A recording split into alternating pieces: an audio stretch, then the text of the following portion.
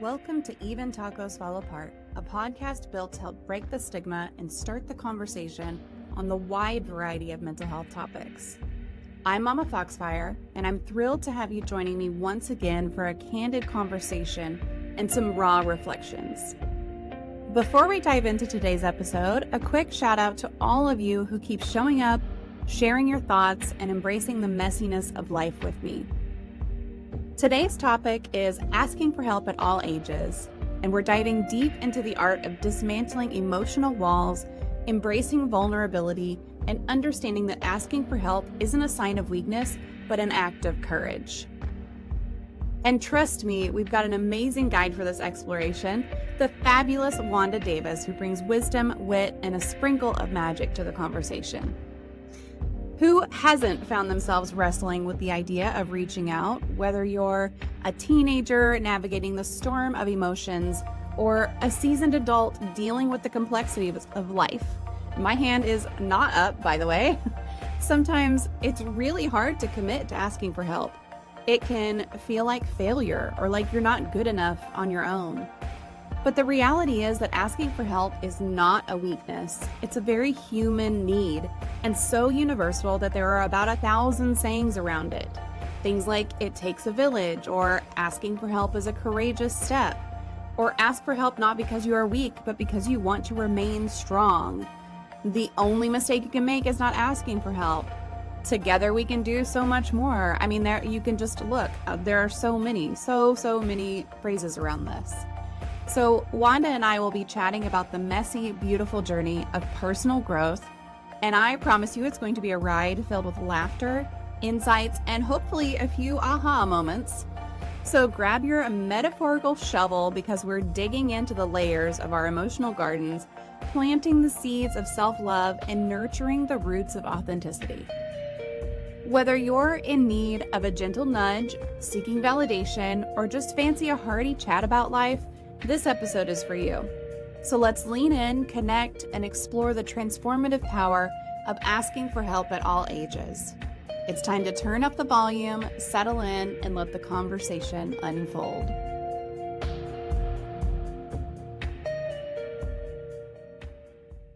Yeah, hey, we're facing the right way. On Monday, I had to switch something over last minute. Hello, everyone. Welcome to another mental health interview for this week. This is the second one. So this is a Mental Health Wednesday. Normally I say welcome to Mental Health Monday, but this one is a Wednesday, and I'm super happy to be joined today by Wanda Davis. We are going to be talking about asking for help at all ages. Should be a great conversation. Wanda, thank you so much. I know we had a lot of trouble right before this, so I am so thankful that you stuck through the troubleshooting, and now we're going to dive into this. Sounds great. Thanks for having me. Absolutely. So those of you who are here in the chat, we do have a question queue open. If you have any questions for Wanda, feel free to pop them in, and we'll get those asked while we are here and live. If you are on YouTube, joining us from YouTube, just type them in to the chat, and I will make sure to get them asked as well. So a little bit about Wanda before we get started. Wanda helps others discover their gifts and live through their hearts. She's an educator, certified life coach, Gene Keys guide, professional speaker, and best-selling author. Wanda lives in London, Ontario. Her children's book, From Head to Heart, which you can see right behind her, which I think is really cool, is really a book for all ages that opens discussions about feelings and encourages people to reach out for the help they need to gain better mental health. And I've got some links for you to Wanda's website. If you're interested in connecting with her, you can pop over there and get her email, phone number, all that good stuff is right there for you. So we do have a question in the queue already, and that is, what is your favorite poem? What is my favorite poem? I would probably go with one from Rumi. And we can kind of keep going with this theme. We could say The Guest House. I like so the whole it. idea about welcoming those emotions. Yeah, that's great. And I don't think we've had that one before. We've had a couple of Rumi ones, but I don't think anyone has said that one. So here's a link to anyone who wants to check out that poem. And yeah, that's a great one. Thank you. Mm-hmm. So your work as a life coach and author focuses on helping individuals discover their gifts and live through their hearts. Can you share what inspired you to become an advocate for personal growth and mental health? Well, it probably actually all probably started with my physical issues. So I have scoliosis. I had surgery at 16. Um, and somewhere along the way, probably not until I got into my 40s, that's when I discovered energy work. So I originally went into the energy field, thinking that would help heal and relax the muscles, it's that relaxation Mm-hmm. and going down and, hoping that would help the physical chronic pain that I have. But I realized really all that energy work really contributes a lot to mental health healing as well. So kind of started going more down on that path, and I've done all sorts of different types of energy work, from Reiki to healing touch, therapeutic touch. I've done shamanic work. I've done, so many of the different types out there. And it's just exploring them all. Mm-hmm. But then realizing, like, really when you start working with energy, it's all more about just keeping things moving and flowing without resisting things, without constriction, without the fears. And so it's really, you start looking at the different fears and things that you have of your own. Where are the things, and a lot of the things actually can have happened in childhood. Mm-hmm. So the idea of what inner child work perhaps needs to be done. Because, it was like maybe some of those fears of childhood, which would seem ridiculous as an adult, Mm-hmm. but somehow they formed a lot of your inner self way back when, and those things can continue. But all that energy work, it led me, like, I went into coaching. I dived into the gene keys, which is another great system of transformation. And it all kind of led to writing that book that's back there. I have another copy here. Yeah, so that was kind of just more because that book really is part of my own journey as well. Mm-hmm. And well, we can get into that as we go along. Yeah, that's really cool. It's always neat to hear how someone got to where they are, because so many times it's your own life, it's your own story, it's you trying these Hmm. different things. And then once you find something that works, you're like, I gotta help other people, that kind Exactly. of thing. So And that's that's really what, neat. with the energy work, that's why I started my own business, right? Mm-hmm. Teaching Reiki or whatever. And it just keeps expanding in different directions. Yeah, that sounds familiar to me. Yes. So what do you do? What do you enjoy doing when you're not busy helping others? Well, I love being in nature. Hmm. Love sitting in my own garden. So, with my back issues and stuff, I can't always do as much of the gardening as I used to. I'm great at pointing out to my husband as to what needs to be done. Perfect. But love just sitting in the garden. We also have two grandchildren now. So ages of Congratulations. almost 2 and say 3.5. So, Aw, so we get to play now as well. you get to play and then hand them back. Yes, exactly. Yeah, that's great.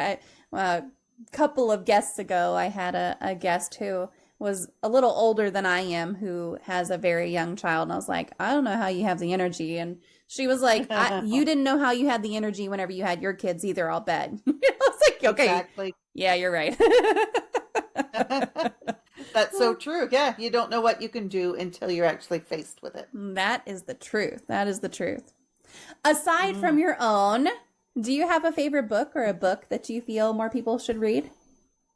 Um, my all-time favorite would be The Alchemist Oh, by yeah. Paolo Coelho. Yeah. So, Yep. just kind of following the dreams and your intuition and noticing the signs that are around you. Because really, the signs are there. You just need to be able to interpret them and, just kind of leading you on the life path that you're supposed to be leading. And of course, Hmm. as you're doing that, the more that you do that, the more that you can understand yourself, right? So living authentically by following this path that's meant to be for you. Yeah. Yeah, that's one that I have had recommended to me a couple of times. It's already on my want to read list, but I haven't gotten around to it. So And it's sometimes, such an easy read. is it good? Good. So Yeah, yeah, really quick and easy. good. Yeah, I need a quick and easy one because I just Yeah. finished a really long, not easy one. Oh, so I got to get into a quick and easy one. So, on to kind of the topic tonight, which is asking for help from all ages, for all ages. Why do you think some people, regardless of age, find it challenging to ask for help or ask for assistance when they're struggling with their own mental health and personal growth?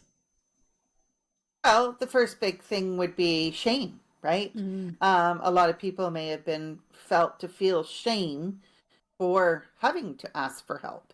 It's the old, that old stigma way back when, or just you have to do things yourself. Mm-hmm. You're not going to get anywhere if you don't struggle. It's like, really. And then it's also the fears. Mm-hmm. So whatever fears might be holding you back, fears that probably got you into the place where you are to begin with. But it's also the fact, too, that you need to have so much courage to even be able to get to that point.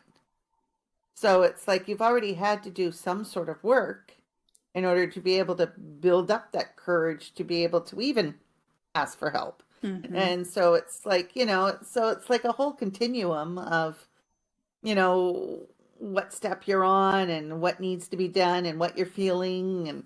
But yeah, shame sometimes is that biggest one, because that's really, as a society, we're trying to destigmatize mental health. Mm-hmm.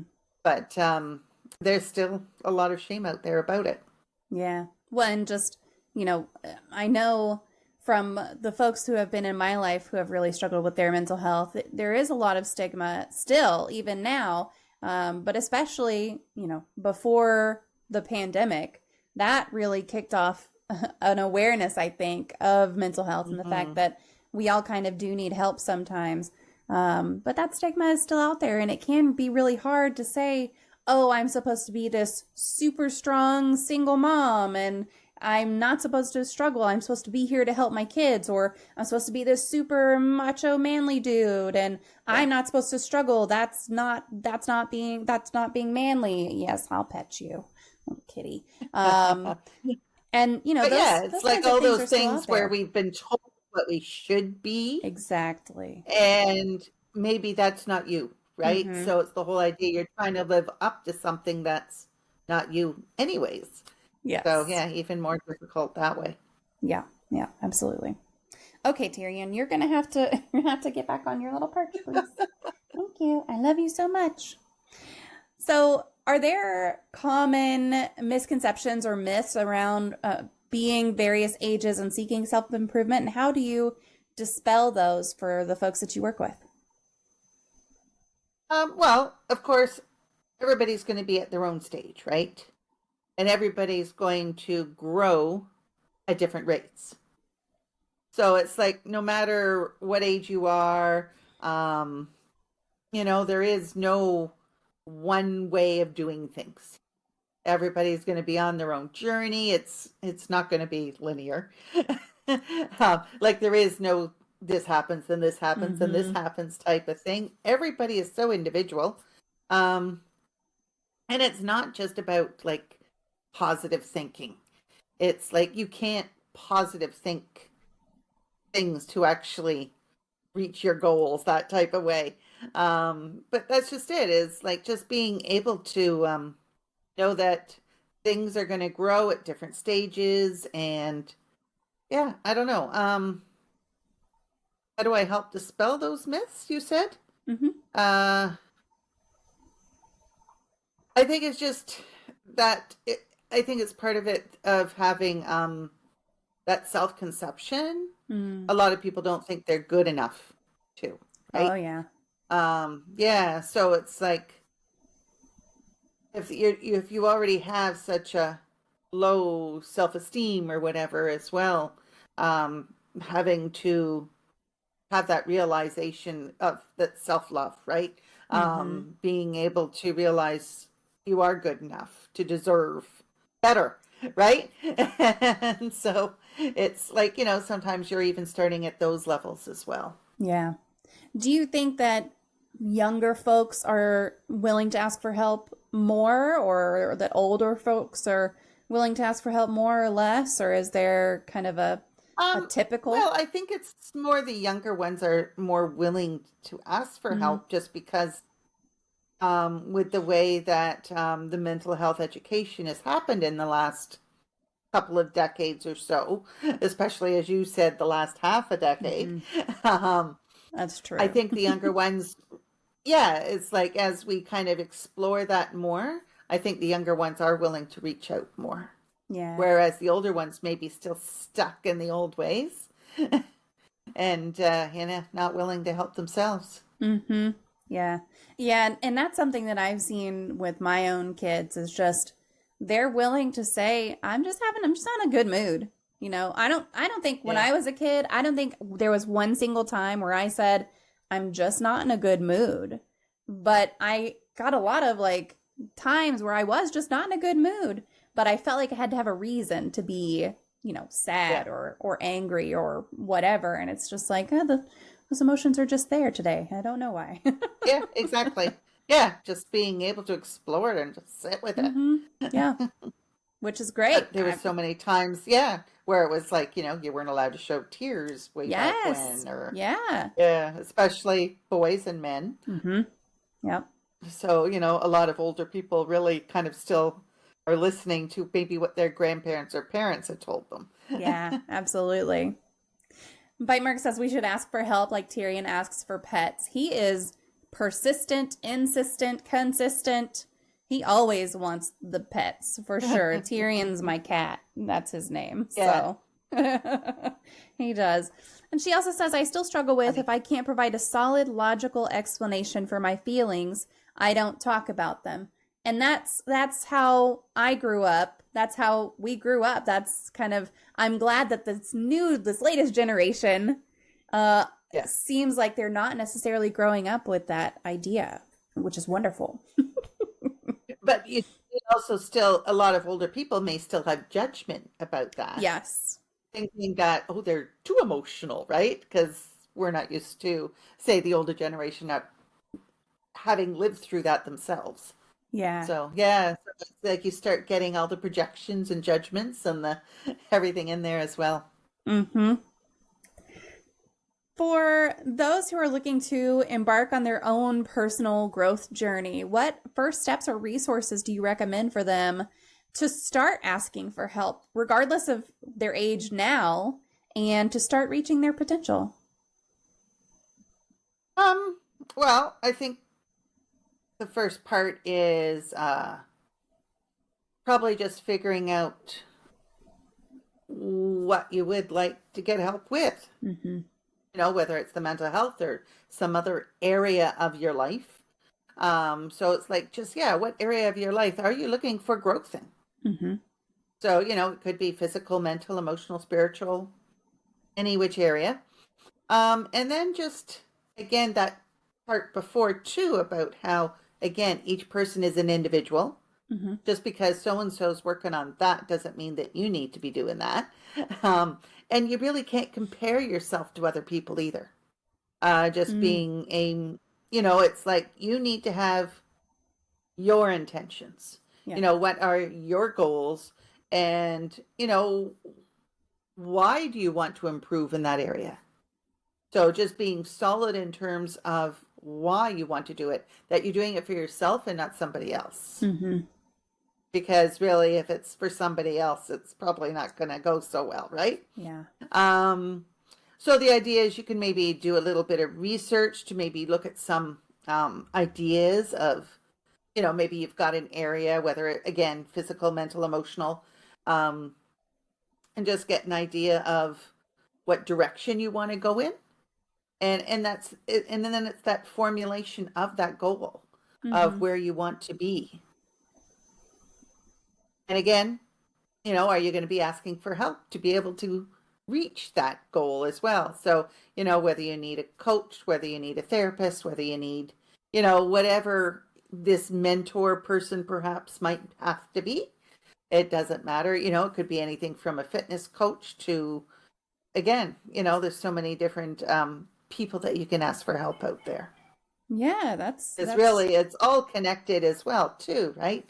Between, you could be looking at your mental health, but maybe you also need to improve some of your physical health to be able to do work with that. So mm-hmm. again, also interconnected. If you kind of formulate one area that you want to improve in, and that's just it, is don't go huge to start either. You want to be able to start small and take those small steps and celebrate those steps along the way. Yeah. Well, and by also, you're talking about don't go huge at first and also don't compare yourself to others. By the time you notice a change in someone else to compare to, they've already done a crap ton of work before that Yeah. to get to whatever change they've done. So you might not see a friend for 6 months and then you see them all of a sudden and you notice this huge change. Well, they spent 6 months working on themselves, and you can't say, oh, what did you do? And they say, oh, well, I started doing this therapy class or whatever, or if it's weight loss or something, careful with that, because it could be, oh, I have cancer and that sort of thing. So, don't compare for multiple reasons, but also don't compare and then say, well, it's going to be overnight, because it's just not. The changes you see in someone else didn't happen overnight. Yeah. Yeah, that's true. There's so much time involvement as well. Mm-hmm. And that's just it, is be able to keep that motivation going rather than get discouraged. Yeah, it's real easy to get discouraged. Yeah. Most definitely. So you're talking about motivation and helping others with self-motivation is a key aspect of your work. So what are some strategies or techniques that people of all ages, or maybe there are some for specific ages, younger, middle age, older, whatever, what are some techniques they can use to become more self-motivated in their personal growth journey? Well, a couple of things I think we've kind of already mentioned as well. It's like you have this goal that you want to have. But really, that goal needs to be attainable. So by you, right? So it's not something that, oh, but so-and-so did that. It's like, well, what is attainable for you? And then it's the whole idea of breaking it all up into all those little steps, because each step is going to carry you forward. But it's like those small steps that you can like celebrate along the way, because that's where you can kind of keep the excitement and motivation going, right? And the whole idea is like that attainable goal. You have to be able to believe in that goal yourself. And you want that goal. Because if it's not about you, you're not going to have any motivation for it. Yeah. Is there a point where you say, okay, I'm not very self-motivated, or, one of your clients says, I'm not very self-motivated, and I don't know how to start being self-motivated. I want the goal, but I don't want to do the stuff to get there. Is there something that you tell them to do that helps them kind of just take that first step or get started? Well, if I was to be coaching with a person, I think a lot of it would be those check-ins, right? It's like, well, have you done that one step we talked about? And if not, why? Or then you can start getting into the discussion about what are your feelings about it, right? So the fact is, was there fear about doing it? Was there, why haven't you been able to manage being able? So you can kind of go into it that way as well, right? As to why haven't you been able to accomplish that step along the way. And it's like, is it just check-ins? Do you just need to be accountable to somebody? So sometimes that's where a coach or a friend or a mentor come in handy as well. Being, if you feel, because you're taking on that responsibility of being able to reach this goal, whatever it happens to be. And it's like staying responsible to yourself. Yeah. I like the idea of having an accountability buddy. That's hard to say. Yeah. Yeah, I know. Say that 3 times fast. There's got to be a way to combine those terms and come up with a new term that's shorter. Yeah. True. Accountability buddy. Yep. Something. Bite Mark says, I feel like a lot of things are like those origami vases that I make. It's a lot of folding and unfolding, and it stays really flat until the end when you open it up and it suddenly takes shape, but it wouldn't go into that shape without all of the work before. Yeah. Origami Yeah, baffles that's me, it. but Yeah. No, but you can really get that picture, the image of it, right? yeah, That's neat. absolutely. That's a really good comparison, also. Just there's so much Mm, work that goes into that, and you're not going to see any progress until all of a sudden, there it is. yes, it's true.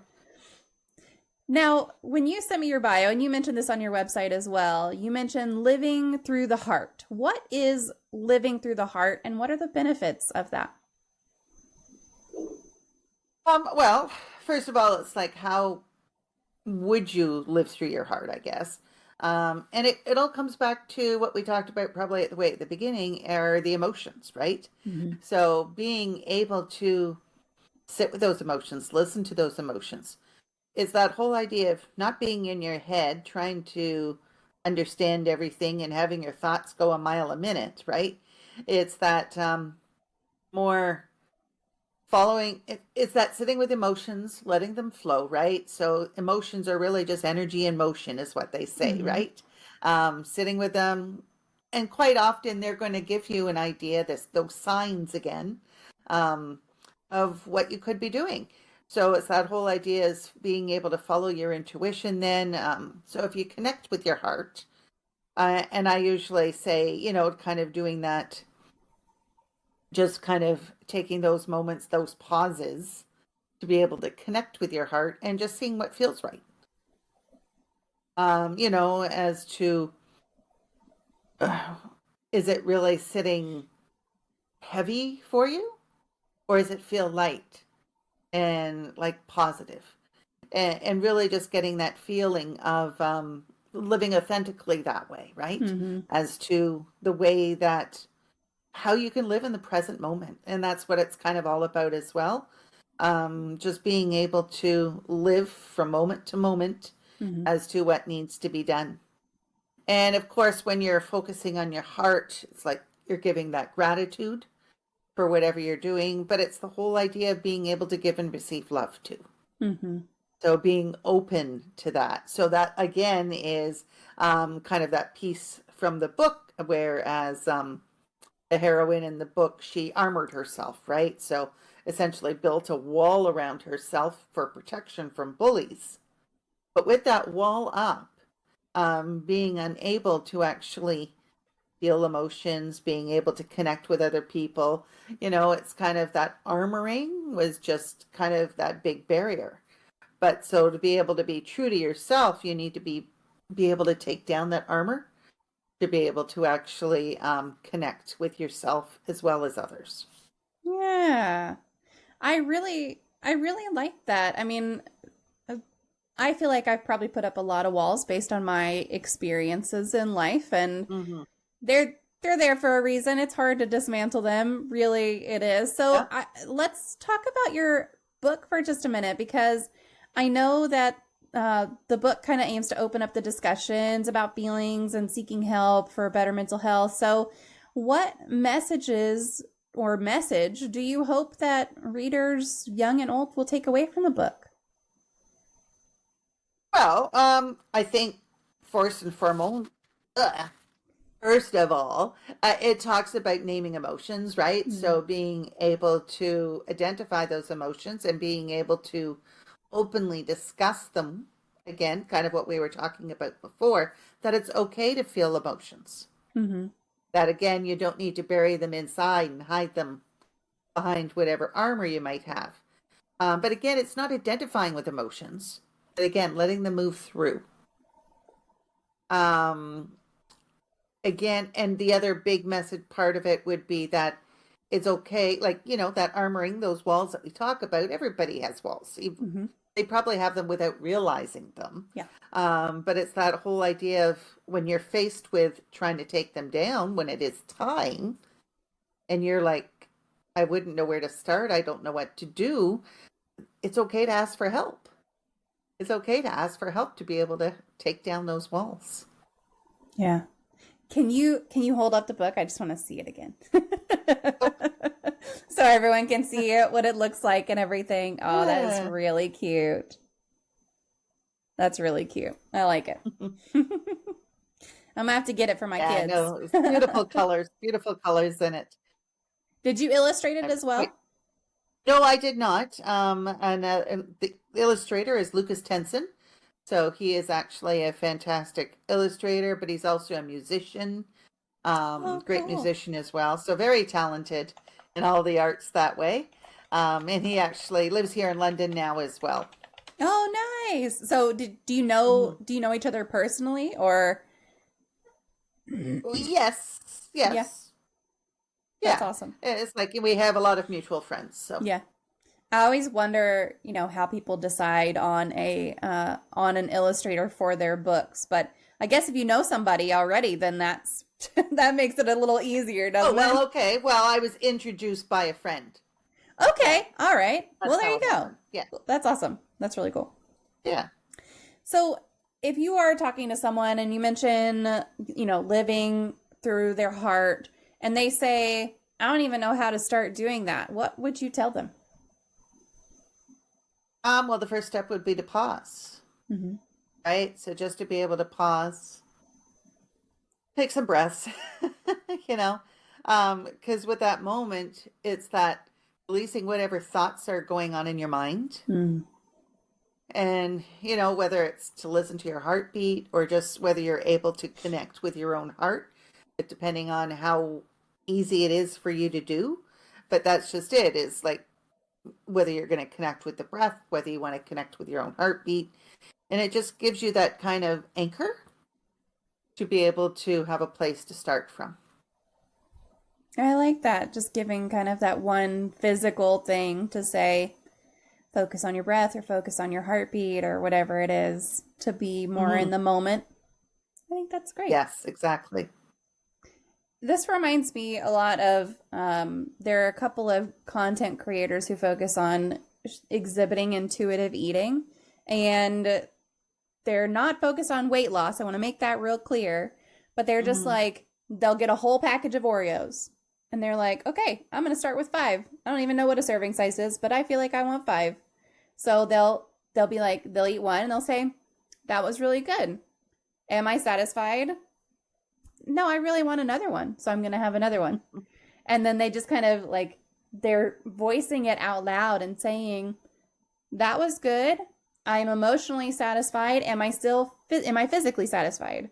No, I'm not physically satisfied. Okay, well, maybe I'll have another Oreo. Maybe I'll go have a carrot or something. But whatever. Or a glass of water, whatever it happens Yeah, to be. Yeah. it depends on what Washing, need to wash it down. right. Yeah.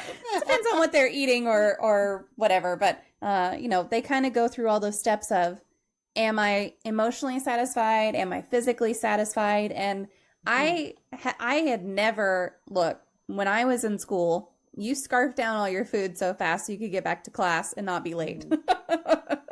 So it's kind of a big change to go from that to then seeing someone who's really doing something so intuitively and in the moment. And this reminds me a lot of that, just very way of thinking. It's a change. It's really a change for a lot of people. Yes, exactly. But again, it's practice, right? Mm-hmm. Everything needs to have a practice. Yeah. Yep. So self-love and authenticity are common goals for personal growth. What advice do you have for individuals who are looking to build self-love and embrace their authentic selves? I would still go back to pausing.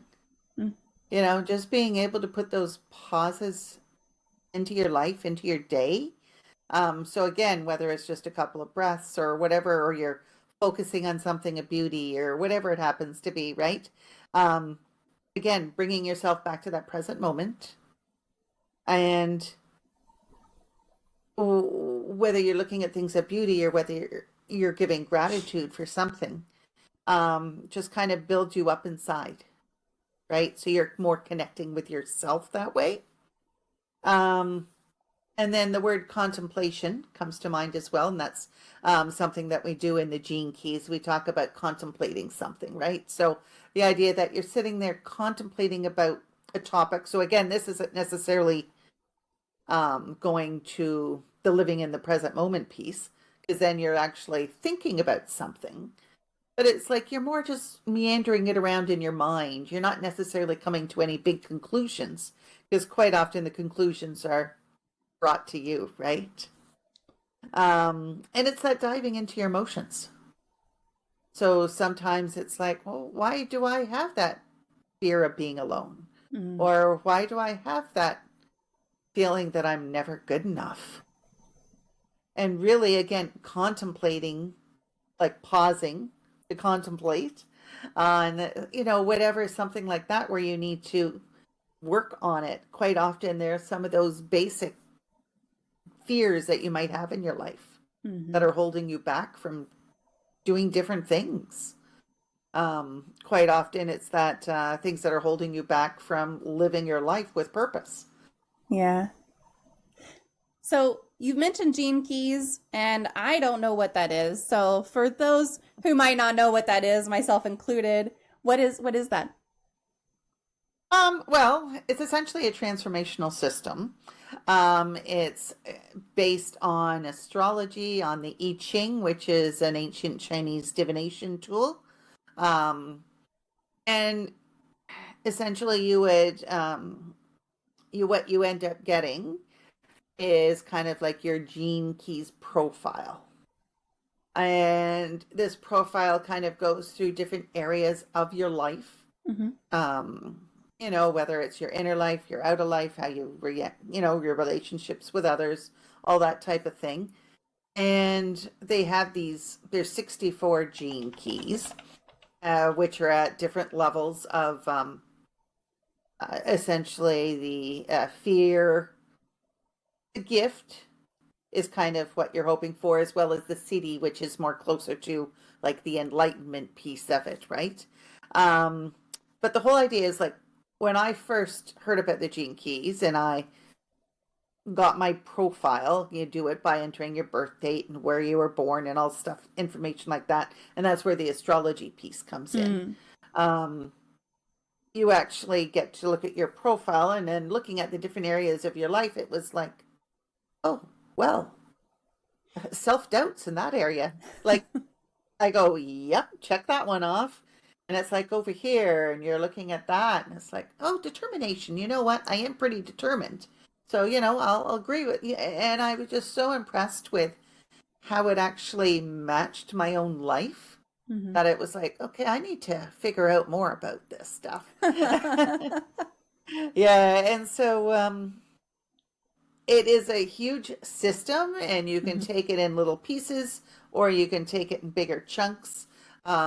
Whether you go through the website or ask me for questions as well. I'm happy to take people through it, or be able to give them their Gene Keys profile reading in terms of just explaining what that piece of paper is that you can print off. Right. Right? Just to be able, as I said, looking at that profile and having a little bit more understanding about what it means. But again, it's just a system. But it's I like it as a coach, because it's just kind of giving you a lot of different areas in which to explore. Yeah. Right. And so sometimes people say, yeah, I want personal growth. I want to be, I want this. But it's like, well, what do you want? What do you want to really work on? And so this would, looking at your profile actually gives you, oh, okay. Well, self-doubt. I'm going to really look at and contemplate about that self-doubt piece. And like, let's face it, we could contemplate on that for months as to the times that I might have self-doubt, or why I have self-doubt, and where do I think that comes based out of, and it's like the more and more things that you contemplate on these things, it's amazing about the richness of the information that comes to light. And it's that kind of when things start coming to light, it's like that's when you start getting the changes within, right? Yeah. That's neat. I haven't heard of that system before, but there are some of those astrology related oh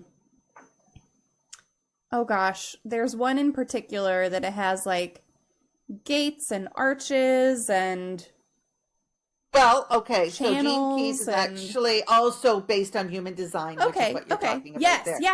So That's the it's one. not, yeah, it's not based on it, but it also uses human design Yeah. information as well. So it's kind of like it's taken all that and it's Mm-hmm. gone further type of thing. Yeah. That's cool because And I human know. design is also a great way to look at things Yeah. as well, looking at your human design chart.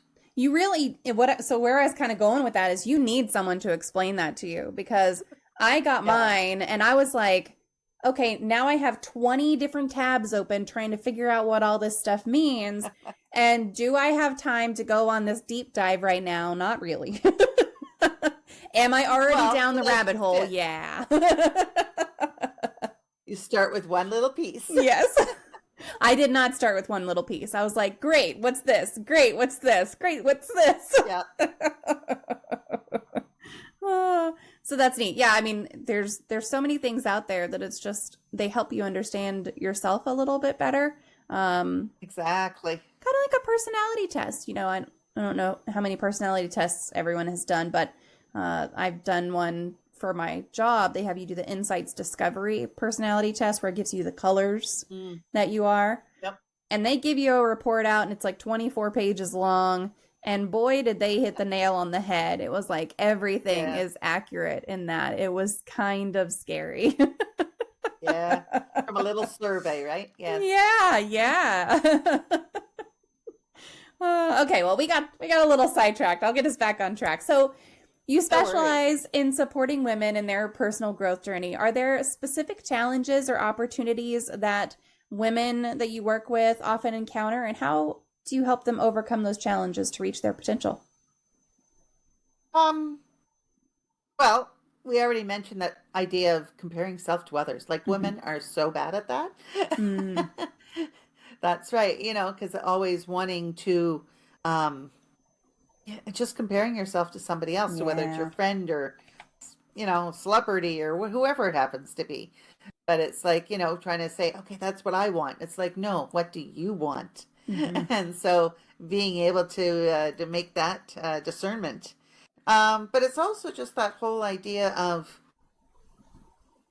it's not all like personal growth work can get dirty, right?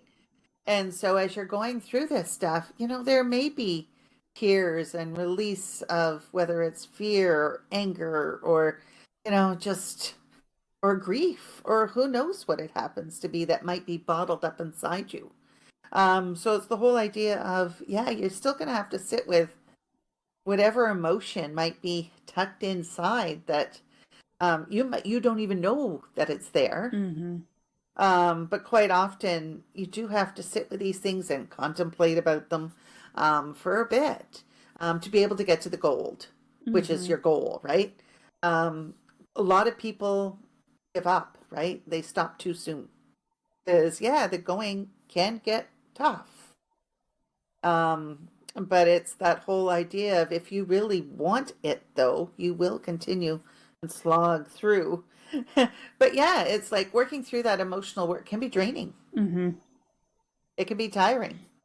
But just you have to just take that responsibility that it's like, I've taken this on and I want to get through it.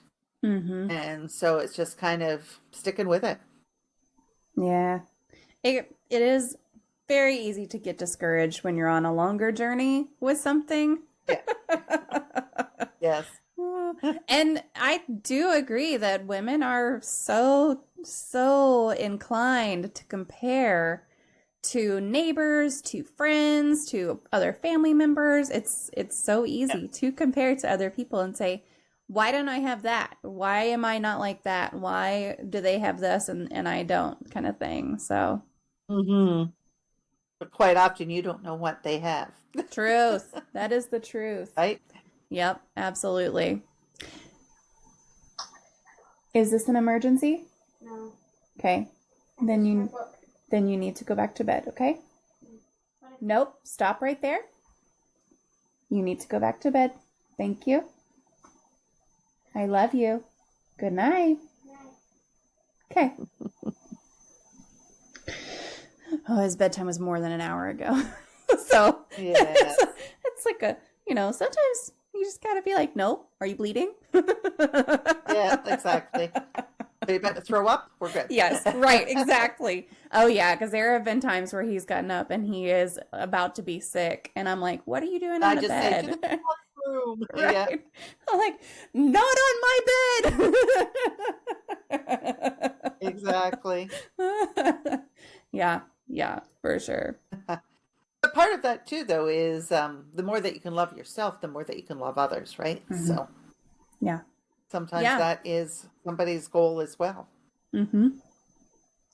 Are there different resources if you're working with someone who's very young or you're working with someone who is up there in age? Are there different resources that you recommend based on age or different Well, you know processes, what? maybe?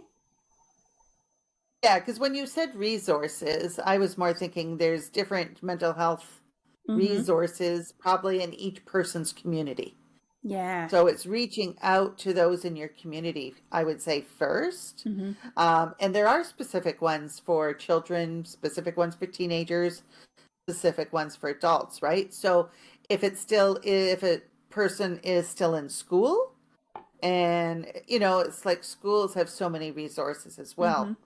So whether that's with the guidance counselor, the learning support teacher, or even just the office, right? If somebody is looking for a resource that way, so they can easily ask, Mm-hmm. or even just the teacher, right? Being able Yeah. to ask their teacher to help them find what they need, because maybe the teacher doesn't have the answer, but they can help them look for it. Yep. So when it comes to adults, though, again, too, it's like, what's in your community that you can look at? It's like here in Canada, we have the Canadian Mental Health Association. We have like Jack, which is more of I think that's more provincial. So it's like, there's so many different organizations out there that are doing terrific work. Mm-hmm. And of course, if it's within your own community, I think you could feel the benefits that much Yeah. closer and faster. Yeah. Yeah. And schools have gotten so much better about, we used to just have a school counselor. The school counselor was really there to help you with like your schedule. Mhm. Not necessarily actually with anything related to counseling. So, Yeah. but they have the mental health resources available to kids now is vastly improved, which I'm super grateful for. And then reaching out within your community, I think, is a good way because you want to be surrounded by people who get whatever it is you're facing, whatever it is you're trying to do. You Hmm. want to be surrounded by like-minded people. So finding people around you is going to be really helpful And as different well. support groups, perhaps, that you can actually Mm-hmm. attend. Yeah. So whether in person or online. So, Yeah. yeah, being able to reach out for credible help, though, right? Mm-hmm. And so that's why I say in your community, some of those organizations, you don't want necessarily just to going on the internet and just asking and looking for help that way. I would rather a person go to a credible organization that's Mm-hmm. in their community. Yeah. And then also, I'll throw out there if you are currently working for a company, see if they have an employee assistance program. A lot of the time, they Yeah. can connect you, they can help you find the local resources, and you don't have to put in the legwork. Or they might know of things that aren't easily found, also. So, my EAP through my job has been pretty helpful in that regard, as far as legal services, mental health Yep. services, all kinds of stuff. So, check with your employer. Some employers have great packages that they can Hmm. offer And and help again, you that with. all comes down to probably where you live Yep. as to what might be available. Because actually, in Canada, that's one of my other hats that I wear, is I'm also a facilitator for TELUS Health. Oh, So awesome. I actually lead a lot of EAP presentations, telling people what's in their EAP. Yeah. So yeah, working for It's a that now. lot. Like I was the first time I used our EAP was in like 2017, and it was truly an emergency situation. I needed help right then, and my boss was just like, "Here's the number, call him, Yep, talk to him." good. And as after I got through what I needed, I was like, I'm kind of surprised they could help with that. What else do they do? Yeah, exactly. And And a people lot are of people always just don't know. surprised to find out how much there is there for help, right? Yeah. So whatever area of your life that might be causing stress. Yeah, there were it was crazy broad. It was like legal services, teaching communication, teaching budgeting, Yeah. financial advice, all kinds of stuff. It was wild to me. Yeah. Now those online resources I would also trust though too. Because Yeah. quite often each company, each AAP also has like a digital library of Mm-hmm. resources. Yep. And those will be credible resources, like with good information Yeah. to be Yeah. able to do some research with as well. Yep. And if you're not working age, ask either your parent or your child, depending on your current age, what resources they can help you find. Asking Yep, for help perfect. from someone who can just help you find the help. Yeah, exactly. Right. So it's just being able it's out there. Hmm. You just want to be able need to get connected with it. Yeah, exactly. Well, it is time for our magic moment. So I have this beautiful magic wand here, and it is rainbow and glowing. If you could wave a magic wand and eliminate one common opinion or misconception or theory surrounding mental illness, disabilities, or talking about mental health, what would it be? And I always love the whole idea of a wand too, because my name's Wanda, right? Ah, perfect. Yeah. And I think it would be circling back to what we kind of even started with, right? Mm-hmm. So removing the stigma about improving one's mental health, that there's no shame in asking for help. Yeah. And that's such a critical one. If more people understood that there's really no shame in asking for help. Yeah, no shame, no blame, just being able to have more discussion. And really, it's like everybody is working on something. You're not alone. Yeah. I really wish more people understood that. Most definitely. Well, we are kind of wrapping up here. So, Chad, if y'all have any other questions for our guests, feel free to pop them in there. I'm going to share Wanda's website one more time for y'all if you want to get connected on there. And I'll just turn it over to you, Wanda, and say if there's any resources or personal recommendations or anything that we haven't talked about. Feel free to share. We've covered so much already. Yeah, and again, it's that maybe people who have been listening to this are trying to think about, well, what could I be working on? Or, because it's not a should be working on necessarily, right? It's that personal growth. What do you want to be working on? Where do you want to move forward in your life? What can you improve in your life? And it's just more kind of really playing with those goals and setting some goals for yourself and setting out, and of course, asking for help along the way. Yep. From different people, different areas, getting different resources for you to be able to get there. Absolutely. And I sometimes you have to phone a friend, so I want to give a shout out to Bite Mark for being willing to help me before this stream started, because we had so much difficulty. Difficulty. And we don't know what fixed it either. No clue. No clue. But something did. Something fixed it. So The cat did it. The cat I know. did it. Tyrion's like, hey, it was me. I fixed it. Probably chased those mice out of there, huh? Exactly. So well, and I guess just one thing too, I was just going to point out too, is like, even though, as I said, this is a children's book, this book is great for any age. Because I think a lot of people can see themselves in this book. And it just kind of helps them turn it around as well. And there's just so many different layers to it.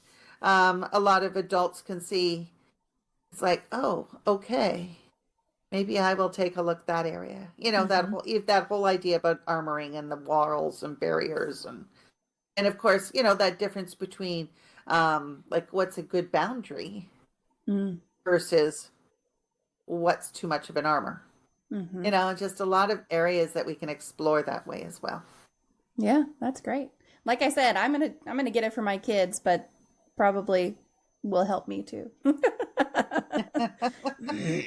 it's just a great starting point. Yeah. Just being able to, you pick a spot or an area of that needs discussion, like what's pertinent in that person's life at the time. Absolutely. Well, Bite Says, I just want to say thank you so much for being here. This has been a wonderful conversation and made my Wednesday way better. And I will echo that. Thank you so much for joining me here today. I really appreciate you taking the time out. Mm-hmm. All right, Thank you very much. Give me just a minute. We're going to disconnect with Wanda and I will be right back. Stick around. What an incredible exploration of the importance of asking for help at all ages with the amazing Wanda Davis. I don't know about you, but I'm feeling inspired and ready to take on the world one vulnerable moment at a time. As we wrap up this episode, let's reflect on those gems of wisdom Wanda shared. The power of identifying and openly discussing our emotions without getting bogged down by them. The courage it takes to ask for help and tear down those emotional walls. And the transformative magic that happens when we dive into the depths of our own emotions. Life can be a wild ride, and as we navigate its twists and turns, remember that asking for help is not a sign of weakness, but a testament to our strength and resilience. It's a reminder that we're not alone in this journey. If today's conversation struck a chord with you, share your thoughts. Connect with me on social media. I'm at MommaFoxFire everywhere.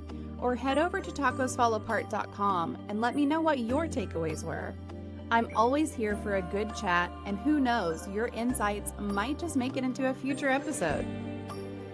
Before we part ways, a gentle nudge. If you've enjoyed today's episode, and I hope that you did, make sure to hit that subscribe button, give a like, and leave me a review as well.